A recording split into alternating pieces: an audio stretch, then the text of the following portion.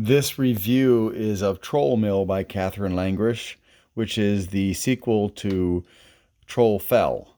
And this is another enjoyable book with characters that are different from not human characters, but the supernatural characters, the trolls, the lubbers, the nis, and so on, that are all creatures I've never heard of. I mean, I've heard of trolls, of course, but the trolls in this story are very different from the trolls that you typically hear about if you are a fan of, say, J.R.R. Tolkien, or you play Advanced Dungeons and Dragons.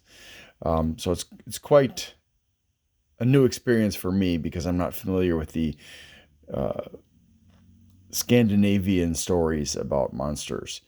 And in this book, Pierre finds himself having to deal with several different kinds of challenges, including a challenge revolving around the mill that he's inherited from his uncles Balder and Grimm.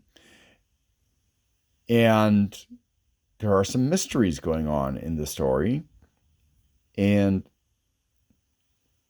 once again, in this story, he and Hilda have to be heroic, and things get kind of grim for a while, if you'll pardon the use of that name. And then, of course, things are okay. If you haven't seen my other review, here's another image of the mill. And there is, it's not in this picture here, but it's not in, oh, here it is. This pond here, which I assume it's the pond anyways, is the home of some kind of a monster that they call Granny Greenteeth. And she likes to take people down into the water where they will be with her forever, or until they just fall apart. And so there are a lot of challenges that he and Hilda have to deal with, but they manage to overcome it. This is a nice series for people who want to see a whole new ecosystem, and for people who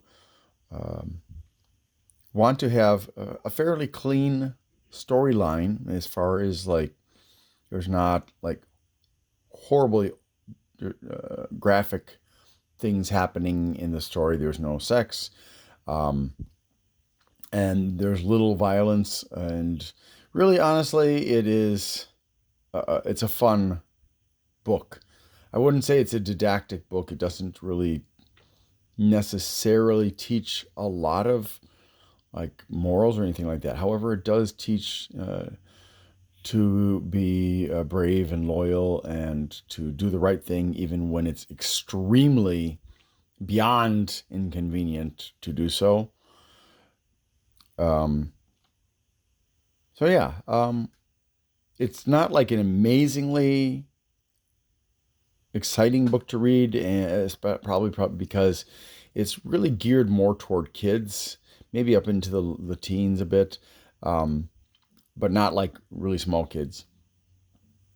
And the third book after this one, which is Troll Blood, is definitely not geared for younger kids at all, and that would be a bit more mature.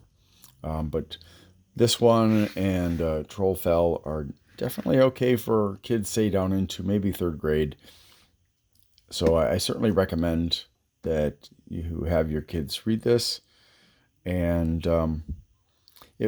I do have to add a caveat, though, and that is if your kid has been so seduced by technology that they expect everything to be right off the bat exciting and hook them in.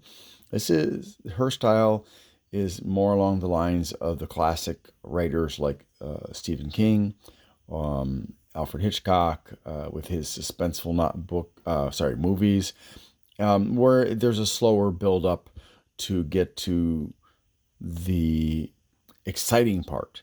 And so, like with my son, he tried reading a bit, and after a little while he gave up because it just wasn't hooking him in. So If you have kids who are not patient, they may not appreciate this, but I give this a 7. Thanks for watching, and I hope you have a great day.